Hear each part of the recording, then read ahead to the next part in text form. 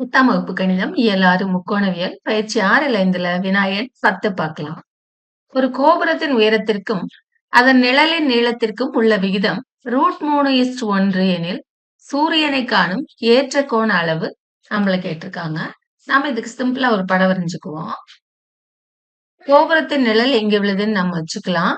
கோபுரம் இங்க இருக்குதுன்னு நினைச்சுக்கோங்க. சூரியன் இங்க இருக்குது. முக்கோணத்தை கம்ப்ளீட் பண்ணிக்குவோம். கணக்குல சொல்லியிருக்காங்க கோபுர உயரத்திற்கும் அதன் நிழலின் நீளத்திற்கும் உள்ள விகிதம். அப்படின்னா இது கோபுரம், அதனுடைய உயரம் √3 ஆக இருந்தா அதனுடைய நிழல் 1. கேள்வி கோணம் என்ன, ஏற்ற கோணம் என்னன்னு கேட்டிருக்காங்க. நாம எதிர்பக்கமும் அடுத்துள்ள பக்கமும் இருக்கிறதுனால tan θ தான் எடுப்போம் இல்லையா? tan θ சமம் √3/1. எதிர்பக்கம் பை அடுத்துள்ள பக்கம் அப்ப சமம் √3.